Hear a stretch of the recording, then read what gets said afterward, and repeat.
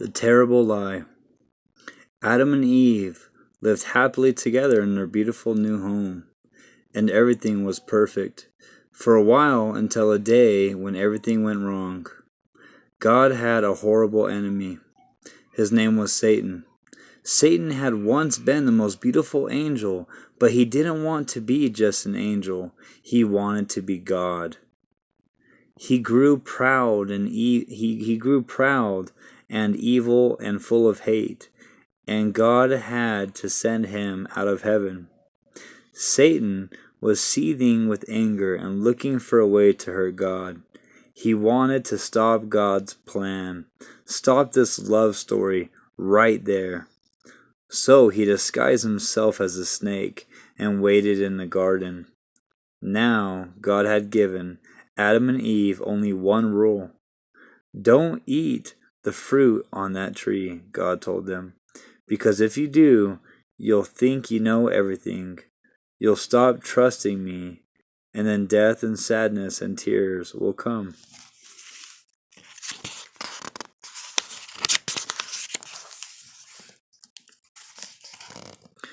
You see, God knew if they ate the fruit, they would think they didn't need him, and they would try to make themselves happy without him.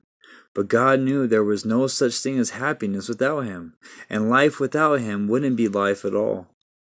As soon as the snake saw his chance, he slithered slightly up to Eve. "Does God really love you?" the serpent whispered. "If he does, why won't he let you eat the nice, juicy, delicious fruit? Poor you! Perhaps God doesn't want you to be happy." The snake's word hissed into her ears and sunk down deep into her heart, like poison. Does God love me? Eve wondered. Suddenly she didn't know anymore. "Just trust me," the serpent whispered. "You don't need God. One small taste, that's all, and you'll be happier than you could ever dream." Eve picked the fruit and ate some, and Adam ate some too. And a terrible lie came into the world. It would never leave. It would live on in every human heart, whispering to every one of God's children, "God doesn't love me."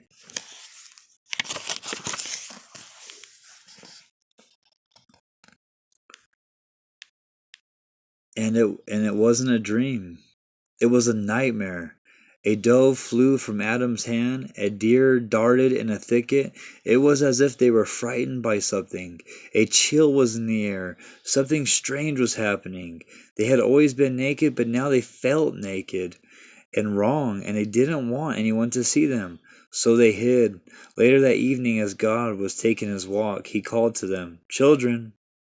Usually Adam and Eve loved to hear God's voice and would run to him, but this time they ran away from him and hid in the shadows.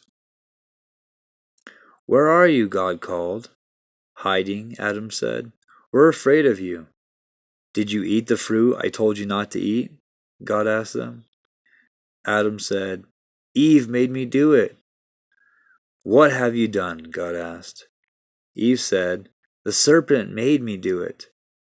And terrible pain came into God's heart. His children hadn't just broken the one rule, they had broken God's heart. They had broken their wonderful relationship with him. And now he knew everything else would break. God's creation would start to unravel and come undone and go wrong. From now on, everything would die, even though it was all supposed to last forever. You see, sin had come into God's perfect world, and it would never leave. God's children would be always running away from him and hiding in the dark. And their hearts would break now and never work properly again. God couldn't let his children live forever, not in such pain, not without him. There was only one way to protect them. "You will have to leave the garden now," God told his children, his eyes filling with tears. "This is no longer your true home. It's not the place for you anymore." But before they left the garden, God made clothes for his children to cover them. He gently clothed them, and then he sent them away on a long, long journey out of the garden, out of their home. Well, in another story, it would be all over, and that would have been the end. But not in this story. God loved his children too much to let the story end there. Even though he knew he would suffer, God had a plan, a magnificent dream. One day he would get his children back. One day he would make the world their perfect home again. And one day he would wipe away every tear from their eyes. You see, no matter what, in spite of everything, God would love his children with a never stopping, never giving up, unbreaking, always and forever love. And though they would forget him and run from him, deep in their hearts, God's children would miss him always and long for him. Lost children yearning for their home. Before they left the garden, God whispered a promise to Adam and Eve. It will not always be so. I will come to rescue you, and when I do, I'm going to do battle against the snake. I'll get rid of the sin and the dark and the sadness you let in here. I'm coming back for you. And he would. One day, God himself would come.